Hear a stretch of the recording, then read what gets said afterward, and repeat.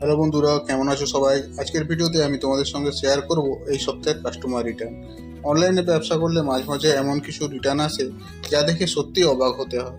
প্রথমেই দেখো, একটা পুরানো ব্যাগ, ড্যামেজ ব্যাগ। বাইরে থেকে দেখলে ঠিকঠাক মনে হলেও ব্যবহার করা হয়েছে স্পষ্ট বোঝা যাচ্ছে। এরপরে এসেছে একটা ব্যাগের বদলে একটা মাত্র ওয়ান পিস। এখন বলো, ব্যাগের অর্ডার করলে ওয়ান পিস কিভাবে চলে আসে? আর এবার সবচেয়ে অবাক করার জিনিসটা, একটা প্যাকেট খুলে দেখি ভেতর থেকে 2-3 পিস সবুজ রঙের কাগজ। হ্যাঁ বন্ধুরা, ব্যাগের বদলে শুধু কাগজ পাঠানো হয়েছে। সত্যি বলতে প্যাকেটটা খুলে আমি নিজেও কয়েক সেকেন্ডের জন্য হতবাক হয়ে গিয়েছিলাম। ভাবছিলাম কাস্টমার কি ভুল করে অন্য কিছু পাঠিয়েছে নাকি এটা ইচ্ছাকৃতভাবে করা হয়েছে। এরপর কয়েকটা রিটার্ন প্যাকেট খুলে দেখি একটা ব্যাগ এসেছে। বাইরে থেকে একদম নতুনের মতো লাগছে, কিন্তু ভালো করে চেক করতে বোঝা গেল ব্যাগটা পুরনো এবং আগে ব্যবহার করা হয়েছে। এই ধরনের রিটার্ন আমাদের কাছে অনলাইনে সেলারদের জন্য সত্যি একটা বড় চ্যালেঞ্জ। অনেক সময় প্রোডাক্টের বদলে অন্য জিনিস আসে, আবার অনেক সময় ব্যবহার করা বা ড্যামেজ প্রোডাক্ট ফেরত আসে।